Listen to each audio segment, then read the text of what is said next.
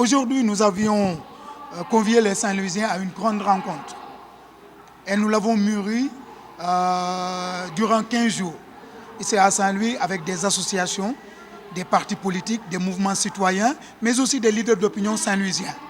Parce qu'on avait pu, après une réflexion avec énormément de Saint-Louisiens, constater que Saint-Louis aujourd'hui vit des moments difficiles. Chaque Saint-Louisien est persécuté jusque dans son dernier retranchement.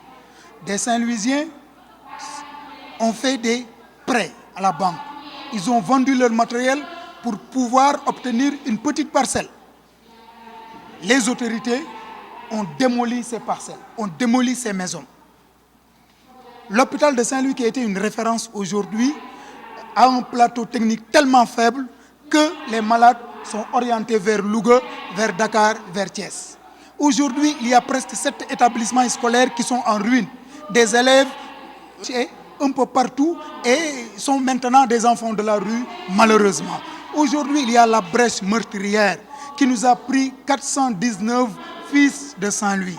Aujourd'hui, il y a l'avancée de la mer qui a détruit presque 200 maisons et il y a une centaine de familles aujourd'hui qui jaugent sous des tentes.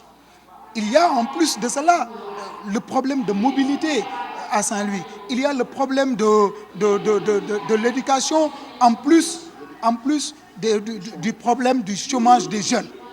Mais il s'avère aujourd'hui plus dangereux aujourd'hui que le pétrole et le gaz découverts à Saint-Louis, que les multinationales qui sont chargées d'exploiter ça nous donnent en responsabilité sociétale des ballons de foot et des équipements sportifs, au lieu de prendre en charge les préoccupations des Saint-Louisiens. C'est pourquoi dans la salle, des leaders se sont levés pour exiger un pourcentage pour la ville de Saint-Louis.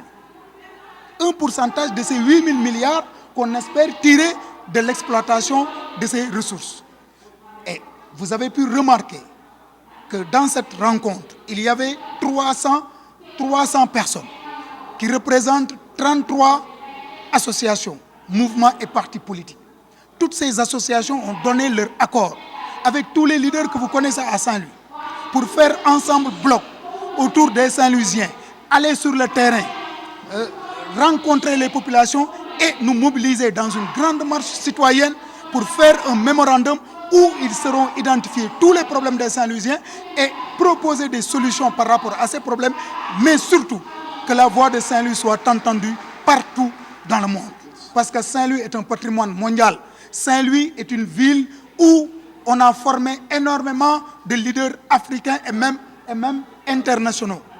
Le professeur Pam Magaïsek, sociologue, est revenu largement sur les problèmes aujourd'hui que vivent les populations impactées par l'avancée de la mer, par la brèche, par les démolitions en galère. C'est dangereux ce qui se passe à Saint-Louis. C'est pourquoi, encore une fois de plus, nous le maintenons. La voix de Saint-Louis, c'est la voix des Saint-Louisiens regroupés dans cette plateforme. Nous avons dépassé nos égos. Nous avons dépassé nos appartenances partisanes. Nous avons dépassé les préjugés pour faire bloc, pour qu'enfin Saint-Louis soit entendu, non pas sur des questions politiques, non pas sur des questions partisanes, mais sur des questions qui interpellent le vécu quotidien des Saint-Louisiens.